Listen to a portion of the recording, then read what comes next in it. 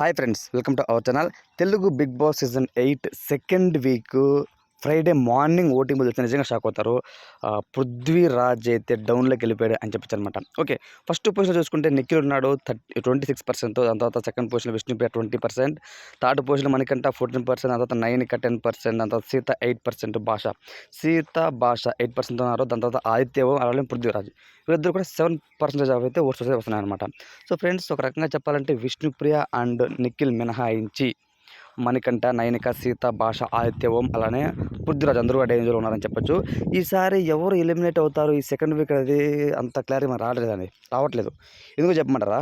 So అందరూ కూడా బాటంలో ఉన్నారు. ఒక 4-5 మెంబర్స్ కొంచెం టైట్ ఫైట్లో ఉన్నారనమాట. ఫస్ట్ వీక్ చూస్తే మీకు బాగా క్లారిటీ తెలిసిపోయింది అందరికీ, బేబాకి వెళ్ళిపోతారు అనేసి. కానీ ఈ సెకండ్ వీక్ అయితే చెప్పడం చాలా కష్టంగా ఉందన్నమాట. సీత, భాష, ఆదిత్య, పృథ్వీరాజ్ గేమ్ విషయంకి వచ్చిన నలుగురు కూడా కొంచెం వరకు వీక్లో ఉన్నారు అని చెప్పొచ్చు అనమాట. నైనిక గేమ్ బాగానే ఆడుతుంది కాబట్టి మ్యాక్సిమం తను సేవ్ అయ్యే అవకాశం ఉంది. అలానే మనకు కాంట్రవర్సీలు బాగా క్రియేట్ చేస్తున్నారు కాబట్టి ఎవరు మన పృథ్వీరాజ్కు సంబంధించి, అలానే మన సోనియా గాంధీ కావచ్చు, మ్యాక్సిమం పృథ్వీ కూడా వెళ్ళిపోకపోవచ్చు. ఈసారి కొంతవరకు కూడా ఏం ఉంది, సీత అని అయితే క్లారిటీ తెలుస్తుంది. సీత కానీ లేకపోతే ఆదిత్య ఓకే, వీళ్ళిద్దరిలో ఒక వెళ్ళిపోయే ఛాన్స్ అయితే గట్టిగా వినిపిస్తున్నాయి.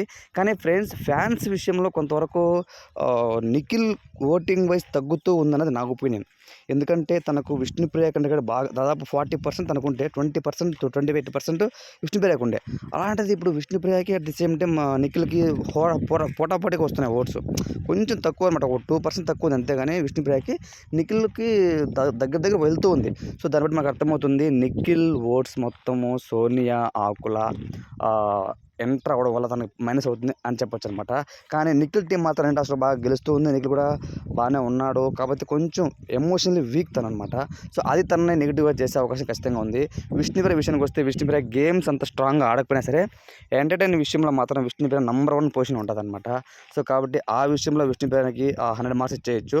బట్ ఫ్రెండ్స్, మీ పాయింట్ నేను చెప్తాను కదా, నా పాయింట్ ప్రకారం చెప్పాలంటే ఈ వీక్ సీత డేంజర్లో ఉంది, అలానే ఆదిత్య వీళ్ళిద్దరు కూడా డేంజర్ జోన్లో ఉన్నారు అని నేను చెప్తాను. మీ పాయింట్ ప్రకారం ఈ వారం ఎవరు ఎలిమినేట్ అయిపోతారని మీరు భావిస్తున్నారు కామెంట్ తెలియచేయండి. Thanks for watching.